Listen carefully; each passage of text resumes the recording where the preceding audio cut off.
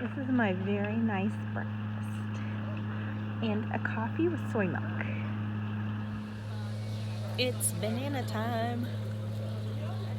Last night there was a very bold desert mouse, that like little hoppy rodent thing that lives in the corner of the tent, and it came and it was underneath my quilt in the night, and I was like, what are you doing here?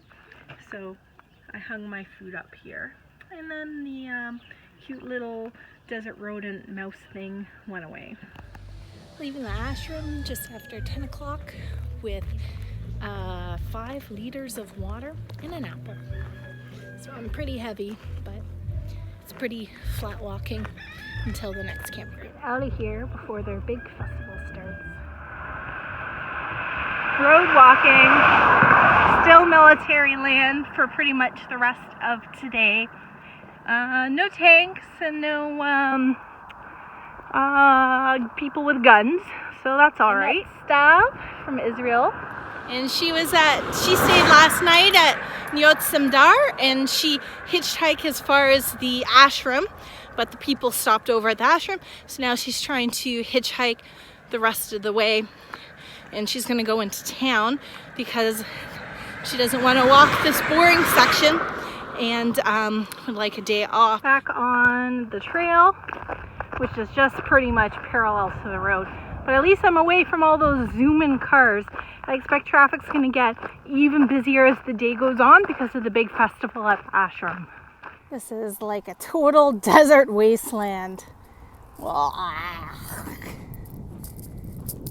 should have put on my sunglasses, but I don't want to dig them out of the bag because this white stuff is really, really bright in the sun. These rolling things are annoying.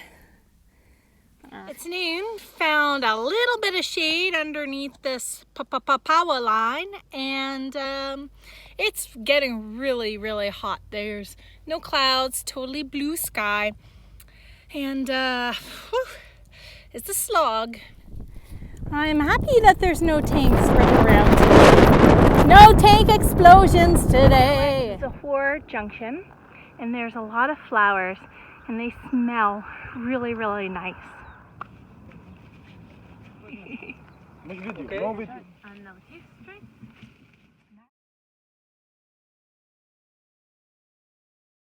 I met up with the 3 German girls. They've been here since last night because fortunately one of them hurt their feet. Oh no, Matt's rolling away. Oh, that's alright. And so they're going to stay here another night and try and recover. And I'm going to move on to the next campground, which may or may not be flooded, but I'm going to take a chance. Here it is! I'm quitting. I'm going home. No, you're not! This was the worst day in my life. Did you walk from? I walked from now to now. We saw your footprints the whole way. Yeah. Ah, my Nutter Butter tracks. Yeah, exactly.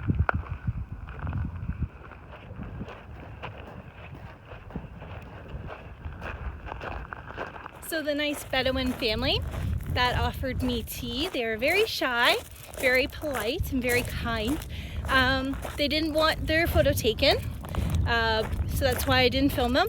But my favorite question was when they asked how many sheep I have in Canada. And I said, I have no sheep. And I asked, how many sheep do you have? And he said very proudly, 100 sheep. Reports of flooding down here, but it looks nice and dry. So I hope the campsite will also be nice and dry.